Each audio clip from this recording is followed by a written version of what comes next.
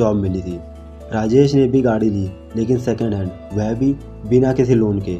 वह इस बात को समझता था कि गाड़ी उसके लिए बस एक ट्रांसपोर्ट का साधन है जो उसे एक जगह से दूसरी जगह तक ले जाएगा। गाड़ी पर कोई डेंट या स्क्रैच लगने से उसे कोई फ़र्क नहीं पड़ता था। वह अपनी सैलरी का एक बड़ा हिस्सा इन्वेस्ट कर देता था। फिर एक ऐसा समय आया जब राजेश ने अपना खुद का घर खरीदा। उसने अपने ऊपर के 2 फ्लोर को रेंट पर दे दिया। फिर हर महीने पैसिव इनकम कमाने लगा। पैसिव इनकम वह होती है जिसमें किसी भी इंसान को एक्टिवली कुछ नहीं करना पड़ता, लेकिन फिर भी उसकी कमाई होती रहती है। अब राजेश को अपनी सैलरी के साथ रेंट भी मिल रहा था, यानी कि वह समझ गया था पैसे से पैसा कैसे बनाना है, अपने पैसे का सही इस्तेमाल कैसे किया जाता है। 5 बेसिक इन्वेस्टमेंट्स। जो इस बात को समझ गए हैं कि इन्वेस्टमेंट करना कितना ज़रूरी होता है, उनके पास पैसे इन्वेस्ट करने के 5 ऑप्शंस हैं। Savings account. यह बड़ा सिंपल सा कॉन्सेप्ट है जिसे हम में से ज़्यादातर लोग यूज़ करते हैं। इसमें हर महीने हम कुछ पैसे बैंक में डालते हैं। बैंक उन पैसों को दूसरों को लोन देने में इस्तेमाल करती है। लोन पर दिए गए पैसों पर बैंक ज़्यादा इंटरेस्ट लेती है, उसे कुछ कम इंटरेस्ट हमें देती है, यानी आप पैसे सेव करके उन पैसों से और पैसा कमा सकते हैं। सेविंग्स करने का हमारा मकसद होता है कि कम से कम हम इन्फ्लेशन को तो बीट कर ही सकें, यानी महंगाई को। इसे एक एग्जांपल से समझते हैं। मान लीजिए कि आज आपने बैंक में 6% के हिसाब से 100 रुपये जमा किए। 1 साल के बाद आपको 106 रुपये मिलेंगे, यानी 6% इंटरेस्ट मिलेगा। लेकिन सपोज़ उस साल इन्फ्लेशन भी 6% ही रहा, यानी जो सामान आप पहले 100 रुपये में खरीद रहे थे, आज वही सामान आपको 106 रुपये में मिलेगा। इसका मतलब यह है कि आपका रियल रिटर्न तो 0% हुआ, यानी आपका पैसा आपके लिए कुछ नहीं कमा सका। इन्वेस्टमेंट इन कलेक्टिबल, मतलब कोई ऐसी चीज़ खरीदना जिसके लिए फ्यूचर में लोग हमें ज़्यादा पैसे देने के लिए तैयार हो जाएं।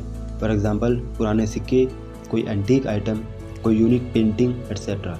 जैसे मोनालिसा की पेंटिंग, लोग हमें उसके लिए ज़्यादा पैसे देंगे, लेकिन इसका सबसे बड़ा नुकसान यह है कि हो सकता है कि यह सामान टूट जाए, जल जाए या चोरी हो जाए।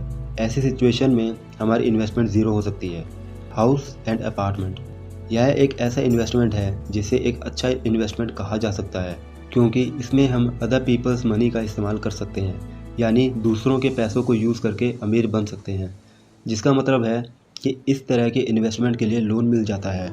इसमें अक्सर लोग घर की पूरी कीमत का सिर्फ 20% डाउन पेमेंट अपनी जेब से खर्च करते हैं, बाकी का 80% लोन से आता है। ज़्यादातर लोगों का घर में इन्वेस्टमेंट करने का मकसद यह होता है कि उसे रेंट पर दे सके, जिससे उनकी रेंटल इनकम इतनी हो जाए कि वह लोन की इंस्टॉलमेंट से ज़्यादा हो, ताकि उनकी जेब से लोन का 1 रुपया भी खर्च न हो। देखा जाए तो उसे वह प्रॉपर्टी 20% जो उसने डाउन पेमेंट किया था उस पर ही मिल जाती है।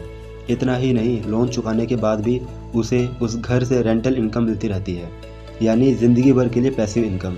इसके साथ ही जब जब उसके घर की कीमत बढ़ेगी, उसके रेंट वर्थ भी बढ़ती रहती है। इन्वेस्टमेंट इन बॉन्ड्स।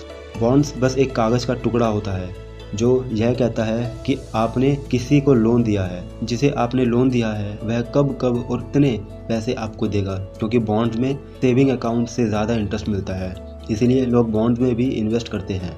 गवर्नमेंट से लेकर पब्लिक कंपनी सब हमें बॉन्ड्स बेचती है, यानी हमसे लोन लेती है। अगर हम रिस्क लेने से डरते हैं या हम सिक्योर माइंडसेट के हैं तो हम गवर्नमेंट बॉन्ड्स खरीद सकते हैं, क्योंकि बैंक की तरह ही उनके पीछे भी गवर्नमेंट का सपोर्ट होता है।